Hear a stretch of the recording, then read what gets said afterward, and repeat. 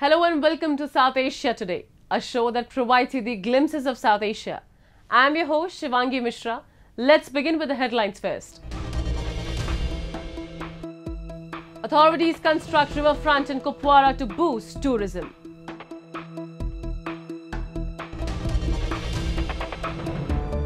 Human rights activist criticizes Pakistan for indoctrinating people against India.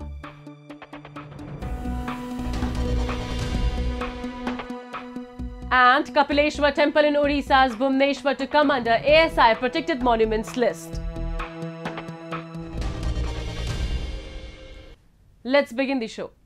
Arson, vandalism, plumes of smoke and gunshots. All hell broke loose in Pakistan as former Prime Minister Imran Khan was arrested on corruption charges following months of trial and investigation.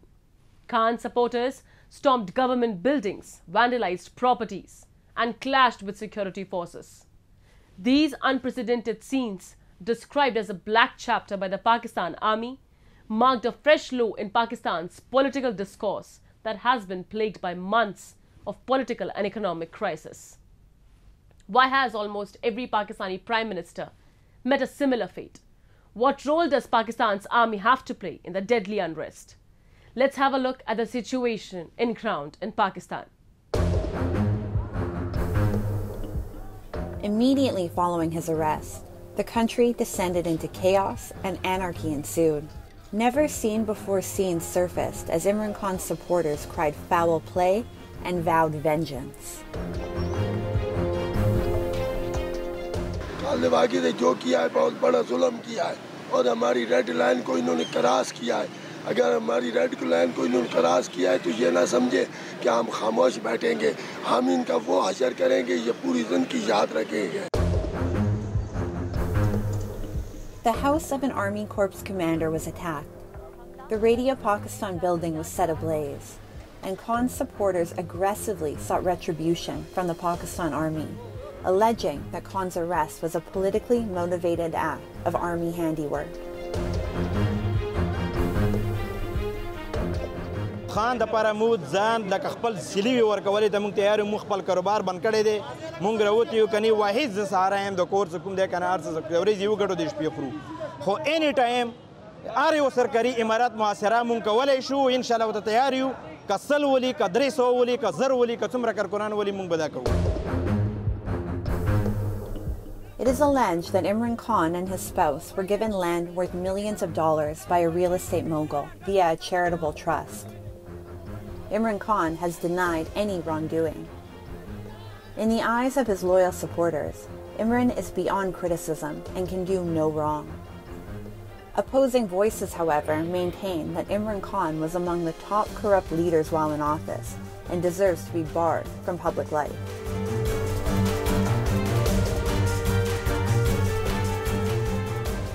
While Khan's arrest led to an unprecedented level of unrest in the country, this wasn't the first instance of a former prime minister being arrested in Pakistan.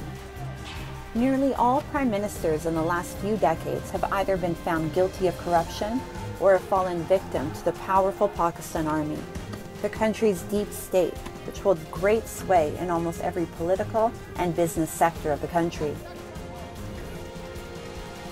There are many who believe that the Pakistan Army, whose intervention in the country's political affairs is no secret, and which has previously staged several military coups, is conspiring to stage one more. If the army steps in, and that might be the last resort, and it might happen in the next couple of days for all we know. Then the problem is, what magic wand does the army have to sort these matters out? Are they going to shoot at people? What are they going to do? How are they going to fix the economy? The army has ruled Pakistan directly for nearly 33 years in the little over 75-year history of the country. It is also accused of undermining democratic institutions and manipulating the political process to consolidate its own power.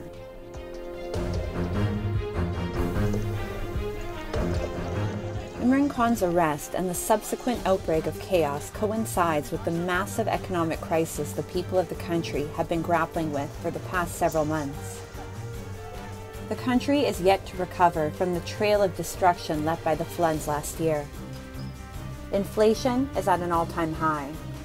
Forex reserves have depleted, and the number of countries lending a helping hand is rapidly decreasing.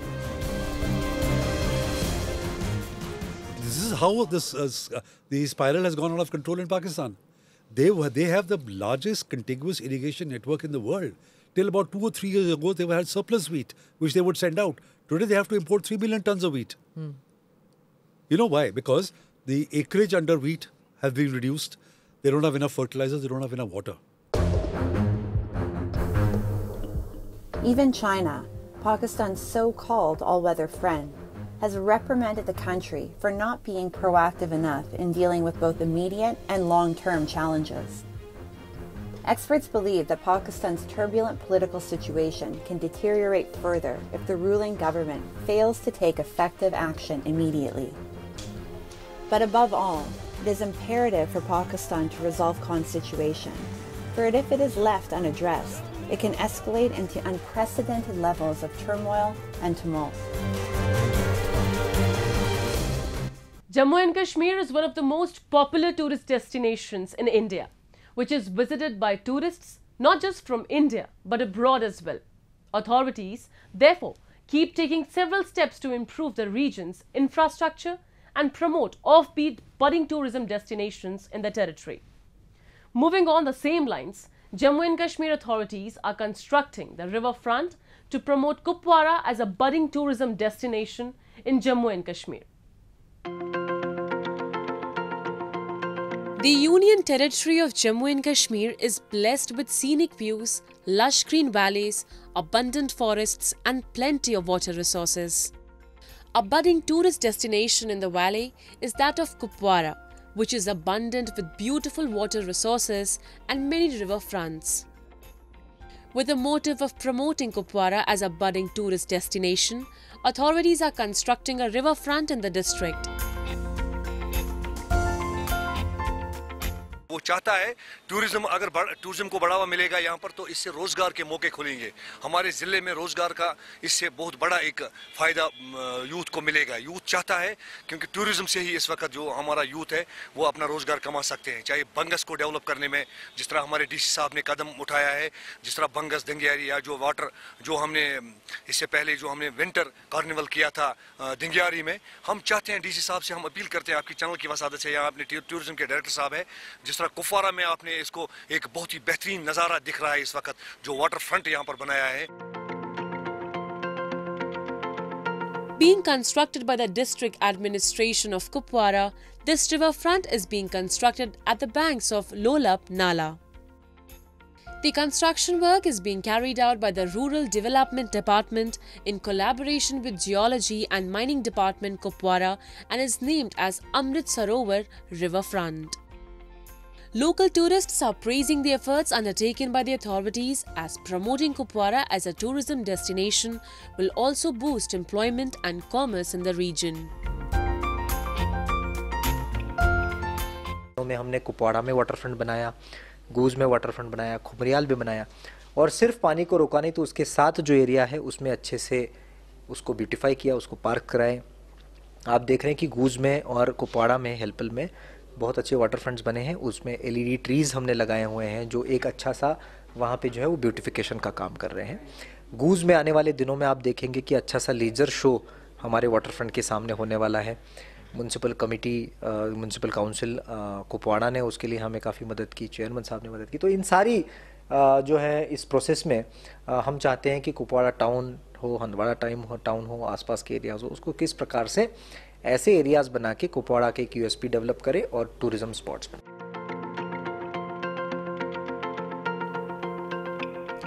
A number of recreational activities are also being constructed near the riverfront, like an open gymnasium, cafeteria, a walkway and a floating restaurant. Once this riverfront is completed, it will present a picturesque scenic because of lush green forests and gushing water of Nala Lola, and will become an attraction for local residents and visitors due to its scenic beauty and recreational facilities. इससे जो है बाहर के जो outside country के tourist यहाँ पे आएंगे, प्रमोट होगा जो टूरिज़्म है या बॉर्डर टूरिज़्म की स्पेशली अगर हम बात करें वो प्रमोट होगा। अभी अगर हम बात करें जो ये वाटर फ्रंट तो जिनका इनिशिएटिव लिया है कमिश्नर जो हमारे डिप्टी कमिश्नर कुपवारा हैं, इन्होंने जो इनिशिएटिव लिया बहुत अच्छा है। हालांकि अभी प्रोग्रेस में ये इनका काम जो चल रहा है अभी जैसे बच्चों के लिए पार्क्स भी वहाँ पे बनाई गई हैं और बाकी चीज़ें भी अभी उस पर जो है बहुत सारा काम बाकी होना है, लेकिन हम बहुत शुक्रगुजार हैं कि इन्होंने ऐसा इनिशिएटिव लिया है इस इलाके में। खासकर अगर मैं ज़िला कुपवारा की बात करूँ, यहाँ पे जो है बॉर्डर टूरिज़म बहुत कम था पहले, लेकिन अब जब से डायफर्ड सागर सर यहाँ पे आए हैं, इन्होंने बहुत ज़्यादा कोशिश की है कि जो बॉर्डर टूरिज़म है स्पेशली वो प्रमोट हो। It is initiatives like these that are making Jammu and Kashmir one of the most popular tourist destinations, not just in India but around the world. Now we take a look at some happenings in Asia in a segment called Asia Watch. Diggers, bulldozers and other heavy equipment arrived in a neighborhood of Baghdad and ripped up ground to lay sewage and water systems that were then topped with fresh tarmac roads and lined with neat pavements. Similar scenes have played out across the city of more than 9 million, part of a push by Prime Minister Mohammed Shia al-Sudani's new government to improve basic services for citizens weary of years of conflict and government neglect. Buoyed by high oil prices, relative stability and the support of powerful political factions, Sudani has focused on quick wins to placate a largely young population who have staged repeated protests against his political backers, analysts say. The push includes improving roads, bridges and sidewalks, removing security checkpoints that worsen traffic, cleaning up facades of buildings damaged by war, and revamping parks and promenades that hug the Tigris River that bisects the city. Electricity supply has also improved, with daily cuts almost absent well into May, when they are usually the norm, though they are expected to return in summer as consumption peaks. Baghdad has also sought help from abroad. Paris Mayor Anne Hidalgo was in Iraq last week to sign what she called a friendship pact with the city.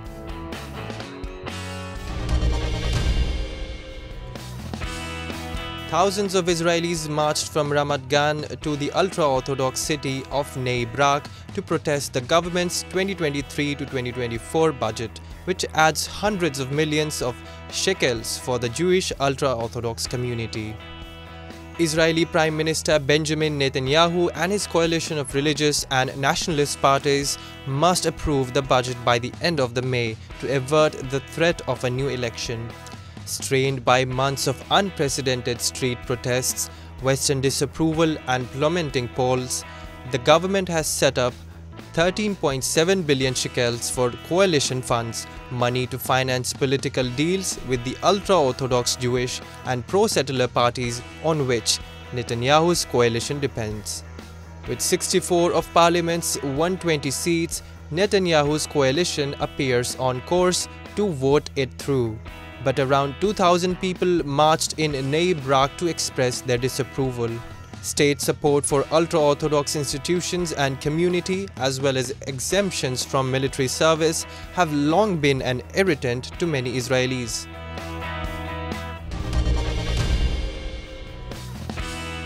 With sparkling lights and beating drums, Italian luxury label Gucci took over a 14th century Seoul palace to showcase its cruise collection, blending Korean heritage and modern fashion. In a mix of street and sportswear, models dressed in surfing suits or carrying skateboard-shaped bags strutted between ancient pillars in corridors surrounding the main hall of Gyeongbokgung Palace. The show, featuring the soundtrack of Oscar-winning South Korean movie Parasite during its finale, was the first of its kind to take place within the palace courtyard. Gucci planned to stage a show at the same venue last year, but cancelled after a deadly Halloween crush in Seoul that killed 159 people. Cruise collections, originally designed for wealthy clients holidaying on yachts or cruises during the winter months, are outfits produced by stylists on the top of seasonal lines.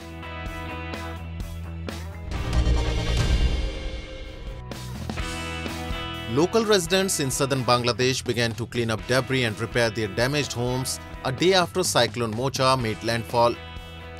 Tens of thousands of people have been evacuated in southern Bangladesh, although there have so far been no reports of casualties.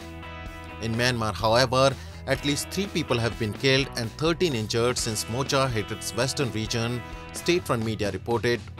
The storm left a trail of destruction in the town of Shah Pori Dweep. Residents on Monday could be seen cleaning up debris outside their homes, which lie along Bangladesh's southern shores. The UN Humanitarian Office said about 6 million people in the region were already in need of humanitarian assistance before the storm, among them 1.2 million people internally displaced by ethnic strife. Pakistan has never backed down from its vicious attempts to push a preposterous narrative against India. And in its bid to wage a proxy war against the country, Pakistan has been making efforts to turn the local population into extremists who are not only indifferent to their own subjugation but denounce India on any given movement. This is when Pakistan's illegal occupation of Gilgit-Baltistan and Kashmir has left the local population in shambles. Recently, human rights activist Amjad Ayub Mirza called out Pakistan over its nefarious plan. Take a look.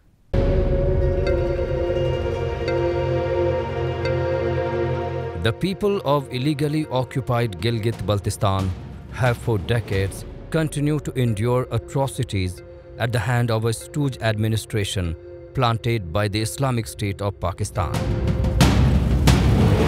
The administration in Gilgit-Baltistan leaves no stone unturned in making the lives of people a living hell. Be it stripping them of the natural resources of their land or practicing settler colonialism to wither away their indigenous identity, the local administration in hand with Pakistan appears to be committed to stealing away both their past and future.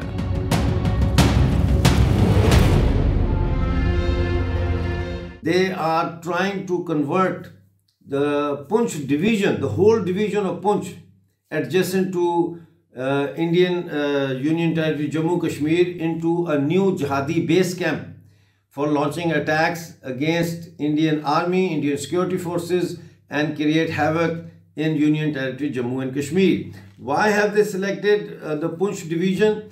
Well, for obvious reasons that the Poonch division, Rawalakot and Kotli and all these cities and towns have been very active in opposing Pakistani sanctions, Pakistani attempts to raise and increase the prices of flour, increase taxes, implement fuel charges, lack of health facilities, broken roads, and so on and so forth. So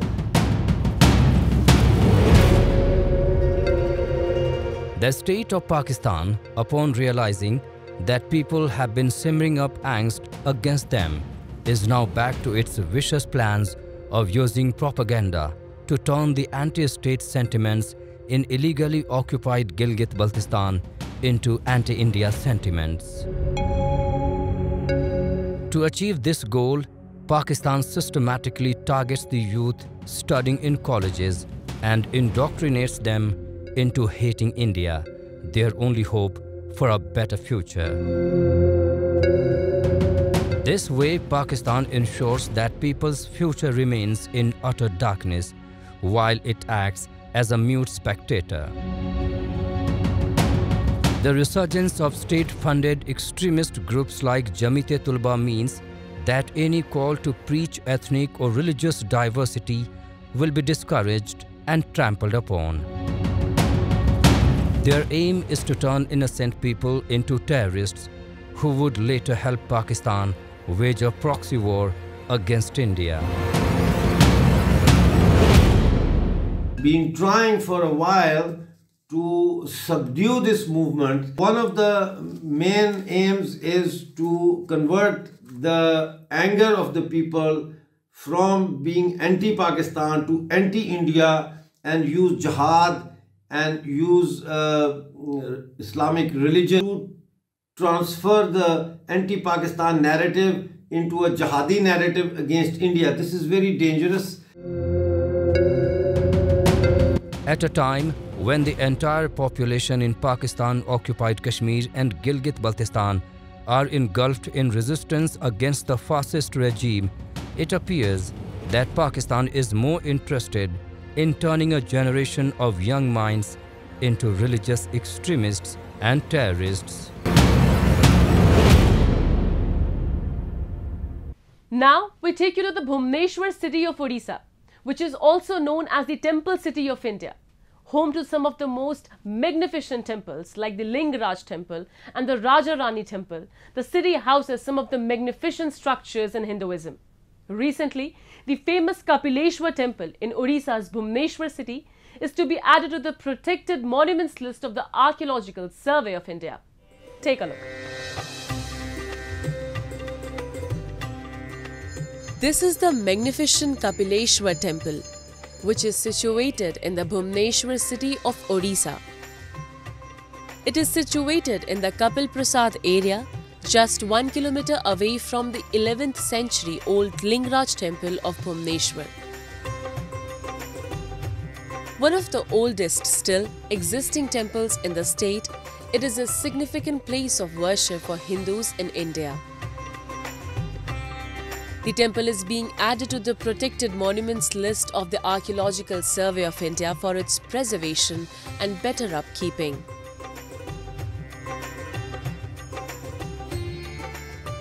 Ekamra क्षेत्र में इस मंदिर का बहुत खासियत है और सर्व पुरातन मंदिर है।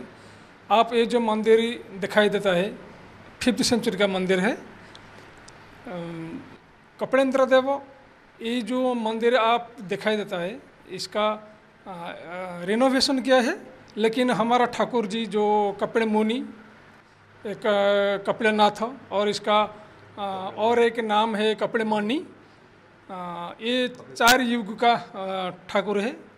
हमार ठाकुर जी का पहला पूजक है कपिल मुनि जो सांख्य दर्शन का प्रणेता और ब्रह्मा जी का मानस संतान, और हम सब मलिया सेवायत इसका प्रमुख सेवायत है। The 5th century old temple was renovated by Gajapati Kapilendra Dev in the 14th century. The temple is well known for its exquisite carvings and gorgeous architecture, which are the specialities of all centuries-old Indian temples.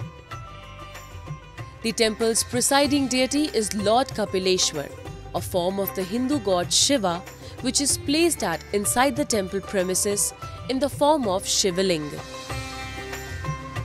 The temple priests and local residents expressed their happiness over the decision and urged the authorities to declare Khandagiri and Udaygiri caves as World Heritage Sites.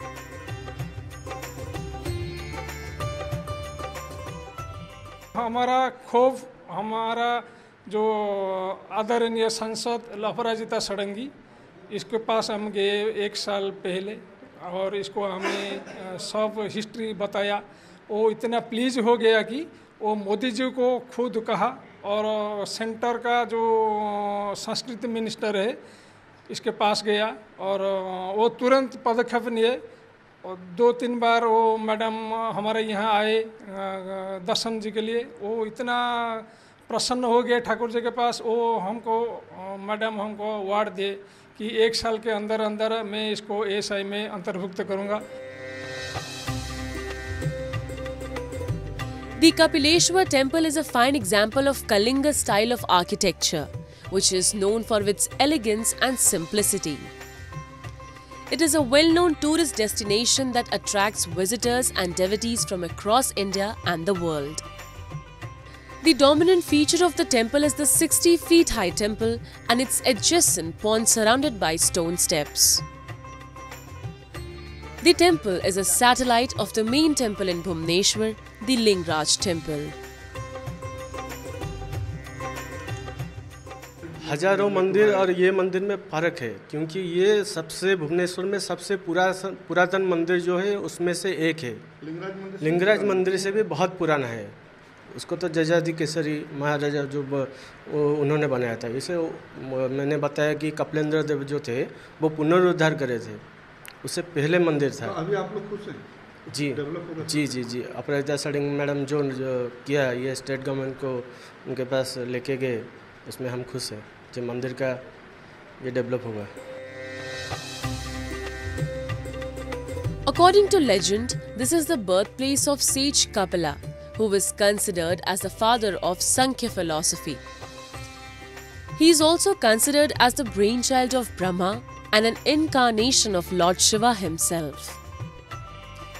The temple serves as a reminder of the region's rich history as well as the profound religious and cultural roots of the people of Orissa, and therefore it becomes necessary to work towards conservation and preservation of ancient monuments like these.